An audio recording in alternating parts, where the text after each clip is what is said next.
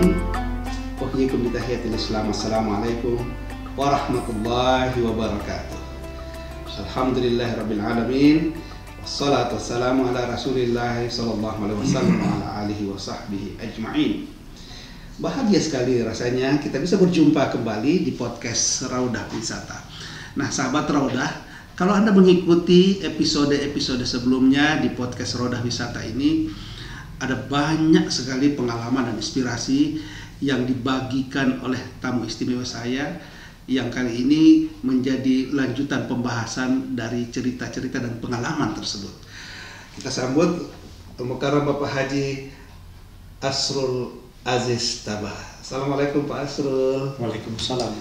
Ya, beliau ini adalah ketua dari Asosiasi Travel Umroh Haji Testuri yang juga pendiri dari Raudah Wisata. Episode sebelumnya ada satu pengalaman yang sangat menarik tentang pelajaran dari berbagai kejadian-kejadian bahwa ketika kita berada di Tanah Suci Mekah, kadang-kadang kita tidak menyadari sifat asli kita keluar sehingga ada saja kejadian yang seharusnya bisa menjadi ibrah, pembelajaran bagi kita. Nah, satu hal yang barangkali kita penasaran pengen tahu, karena kan 8 tahun Pak Asrul melayani tamu Allah. Tentu banyak sekali yang mengeluh, banyak mungkin sampai tidak masuk akal cara dia melakukan proses complaining, atau mungkin sampai tindakan yang kalau dia sendiri ingat, wah pasti jadi malu. Nah, banyak yang ingin belajar bagaimana menangani perilaku jamaah yang seperti ini. Iya. Dan silakan Pak Asrul cerita. Pengalaman demi pengalaman selama melayani tamu bersama Tiga Utama, banyak pengalaman dan itu saya jadikan sebagai sebuah bahan ketika dalam kesempatan tertentu saya berdiskusi dengan jamaah. Iya. Dan saya biasanya melihat mulai dari tanah air, biasanya saya lihat wah ini jamaah kelihatannya agak punya temperamen tinggi dan segala macam. Nah, itu dia tuh. Nah, biasanya dalam kesempatan yang santai di luar pelaksanaan ibadah, biasanya saya dekatin mereka dan kemudian saya bercerita tentang berbagai pengalaman yang saya alami itu. Iya. Sehingga harapan saya tentunya dari pengalaman itu dia akan melihat dirinya sendiri bagaimana, dan saya anggap saya cukup berhasil untuk menenangkan, sehingga pengalaman saya selama 8 tahun Tiga Utama, setiap ada masalah mereka senang datang pada saya, tanya saya kemarin begini, saya begini dan segala macam. Dan hampir semua pengalaman yang ada yang dialami sebenarnya dari itu ke itu juga, cuma berbeda situasinya, berbeda anunya, tapi pada dasarnya kan sama saja. Dan oleh karena itu saya pada setiap kesempatan ketemu saya cerita pada mereka bagaimana kita menahan kesabaran dan segala macam. Dan terus terang Pak Ustadz, seperti yang saya katakan tadi, ini cuma bukan bermanfaat bagi jamaah yang saya layani, sebenarnya juga bermanfaat bagi diri saya sendiri. Dan saya harus jujur mengatakan, meskipun saya setiap tahun menyelenggarakan ibadah haji, maka kalau saya membawa jamaah, saya tidak pernah lepas dari sebuah kegelisahan. Oleh karena itu dalam setiap saya melakukan talbiyah dan segala macam, saya selalu minta kepada Allah supaya saya diberi kekuatan untuk melayani. Kalau ada yang salah, biarkanlah salah itu kembali ke saya. Tapi jangan perjalanan jamaah yang salah ini mulai terganggu. Karena saya pikir saya bertanggung jawab terhadap melayani. Tentu karena salah saya gitu loh. Dan saya gelisah. Orang boleh masa bisa gelisah sudah bertahun-tahun. Tapi sampai saat ini, setiap ada persoalan saya selalu introspeksi, ada yang salah dari diri saya enggak. Karena itu juga yang sering saya sampaikan pada jamaah ketika saya berdiskusi. Begitulah caranya kita mencoba mengenali diri kita ketika ada hal-hal yang terjadi, dan bagaimana kita mengatasi persoalan kalau itu terjadi pada diri kita. Banyak persoalan Pak Ustaz. Ada suami istri yang kita berangkat lewat Singapura, di Singapura sudah ribut, mau bercerai dengan istrinya, mau pulang dan segala macam.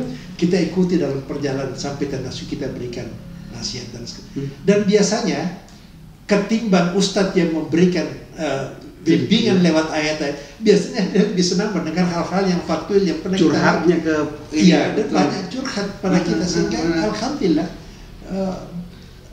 ya tidak semua tentu ada juga yang tidak lulus dalam cobaan-cobaan itu, tapi saya pikir banyak saya mendapatkan manfaat dan banyak pelajaran dari situ yang saya sampaikan pada semua jamaah.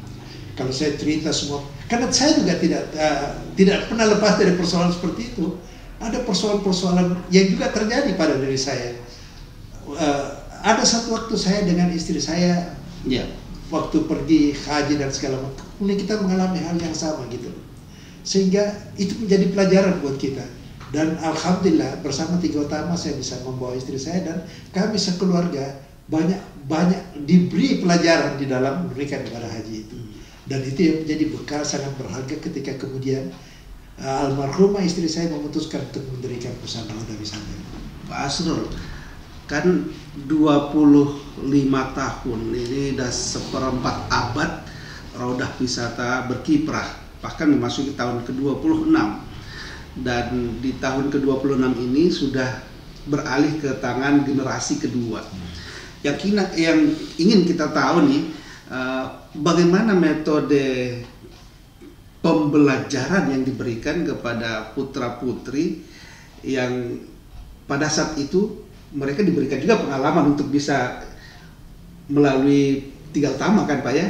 Tapi tentu dari Pak Asrul ceritanya jadi selama 8 tahun saya selalu bersama Tiga Utama setiap tahun. Di tahun-tahun tertentu saya sudah bisa bawa almarhumah juga menjadi petugas. Jadi merangkap juga jadi merangkap. Bukan merangkap, memang dia dibawa bertugas melayani khususnya jamaah perempuan. Biasanya kalau perempuan dia mendapatkan tugas di restoran, melihat makanan dan segala macam. Kemudian anak-anak saya yang perempuan juga. Jadi mereka semua juga punya pengalaman tersendiri di situ. Walaupun saya sebenarnya ketika selalu bersama tidak pernah berniat untuk mendirikan perusahaan Raudah Wisata ini. Justru itu datangnya dari almarhumah ibu dari anak almarhumah istri saya yang berinisiatif sendiri. Kita tahu bahwa pada tahun-tahun itu pemerintah menutup izin travel. Itu mungkin dianggap terlalu banyak. Dan pada tahun kira-kira 94 mau masuk 95 tiba-tiba ada kesempatan itu. Pak Asrul, untuk cerita tentang sebelum pendirian itu, minum dulu deh Pak. Minum dulu, bismillahirrahmanirrahim. Ini kalau dicerita pengalaman ini nggak akan habis tangan. Iya, makanya cerita tentang latar belakang pendirian Raudah Wisata kita skip dulu pada episode berikutnya.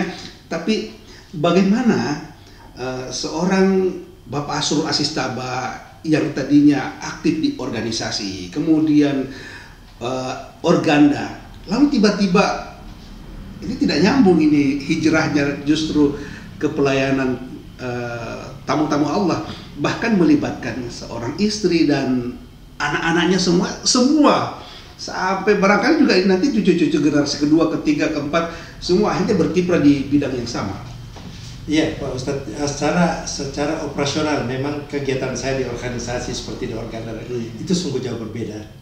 Tapi pengalaman di organisasi organda dalam memimpin orang banyak dan segala macam itu juga menjadi bekal tersendiri buat saya, sehingga bisa terjun di dalam bagaimana memobilisasi begitu banyak orang di dalam perjanjian haji. Dalam secara operasional kan kurang lebih hampir sama dengan orang yang berbagai karakter berbagai karakter.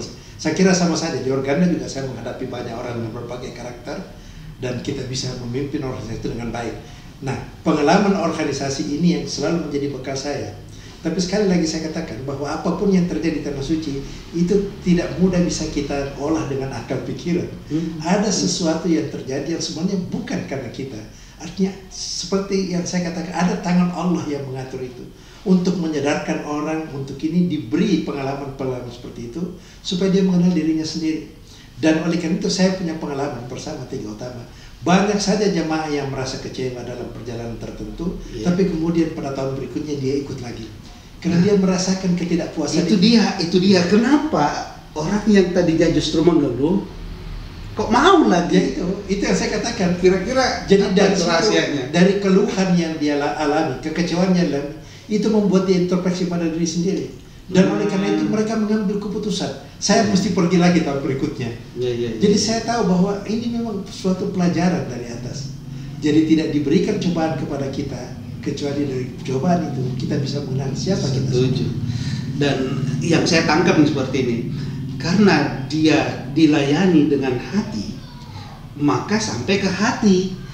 kendati pun di tanah suci mungkin sampai menjelang pulang masih mendongkol, tapi ternyata setelah proses kepulangan itu barulah dia sadar ini orang memberikan pelayanan sudah sangat maksimal. Mungkin lah kurang lebih seperti ya, itu. Saya tahu itu Pak Ustadz, dan rata-rata kesan seperti itu dari semua jemaah yang saya layani itu baru terlihat ketika dia mulai mendarat di tanah air. Iya. Baru di tanah air kemudian dia datang minta maaf kalau dia salah dan segala macam. Kemudian sudah menyatakan keinginannya untuk kembali lagi ke tanah suci. Dan rasanya sebagai pelayan tamu Allah di situ saat-saat yang paling indah ya. Itu yang kita merasa lega. Dan dengan itu makanya saya selalu tidak pernah, setiap ada mesti saya pergi. Dan sejak tahun itu tidak pernah lagi saya absen. Selalu bersama Tigo. Pak Hasrul, ada tidak titik balik di mana Bapak memang menekankan kepada putra-putrinya bahwa kayaknya kamu harus belajar banyak deh.